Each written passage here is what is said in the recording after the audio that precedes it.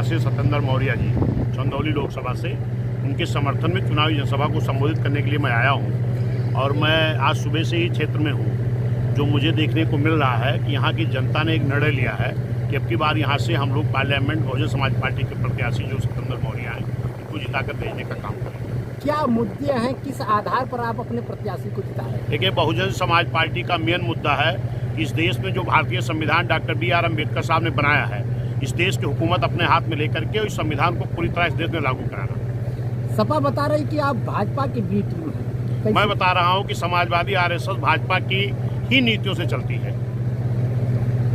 अभी यहाँ किसकी लड़ाई मानते हैं, किससे आपके? किसी की कोई लड़ाई नहीं है। यहाँ जो वोट है, वोट से चुनाव जीता जाता है। सत्येंद्र मौर्य जी का जो वोट है, जो पिछड़े समाज के अकेले कैंडिडेट हैं, SC ST समाज मुस्लिम समाज को मिला करके इतना वोट हो रहा है कि भाजपा का जो प्रत्याशी है जो समाजवादी का है, ये दोनों आपस में लड़ रहे हैं, सेकंड पे कौन आएगा। जीत तो वोट से होनी है, वोट तो सबसे बड़ा इनका है, सत्येंद्र मौर्य जी का।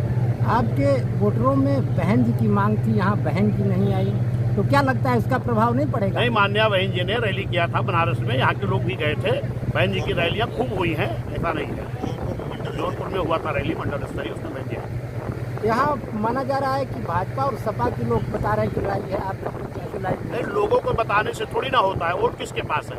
सपा का कैंडिडेट कौन है? क्षत्रिय समाज का है, क्षत्रिय समाज का है ना। भाजपा कैंडिडेट कौन है? ब्राह्मण समाज का है। बहुजन समाज कैंडिडेट कौन है? पिछड़ा समाज का है। यहाँ पूरा का पूरा पिछड़ा, पूरा का पूरा मुस्लिम और पूरा का पूरा SC ST और न्याय पसंद ब्राह्मण क्षत्रिय वैश्य समाज के लोग लामबंद हुए हैं और उससे निश्चित है कि हमारे सत्येंद्र मौर्य जीत के जाएंगे। एक बात और आती है कि मेन मुद्दों पर, मेन लड़ाई पर जो लोगों की, आम जनता की समस्याएं होती हैं, उस खंड पर आपका संगठन अभी की पिछले कई वर्षों से खड़ा नहीं हो पाता है, जिससे आपके वोटरों में उदासी। बहुजन समाज पार्टी हर मुद्दे पर खड़ी होती है। भाजपा कहती है बेटी पढ़ाओ बेटी बचाओ, और मान्या बहन जी सत्ता में थी, बेटियों को पढ़ाने के लिए पैसा और साइकिल दे रही थी, आज ये बंद हो गया है। कहाँ मुद्दे पर भाजपा खड़ी है?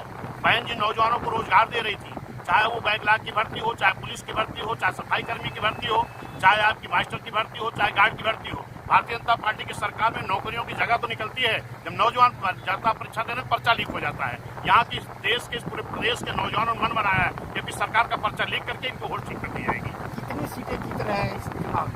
देखिए, इंडिया गठबंधन बोलता कि मैं यूपी में 80 के 80 जीत रहा हूँ, इंडिया भी बोलता 80 जीत रहा हूँ, तो ये तो सीट बढ़ानी पड़ेगी। इस तरह का मैं कुछ ऐसा कुछ नहीं बोलना चाहता। मैं जानता हूँ कि बहुजन समाज पार्टी जनता के गठबंधन के बल पर उत्तर प्रदेश में बड़े दल के रूप में आएगी। जीतने के बाद किसका सपोर्ट करेंगे? जीतने के बाद किसी का सपोर्ट नहीं करेंगे। जीतने के बाद मान्या बहन जी प्रधानमंत्री बनेंगे, जिसकी गरज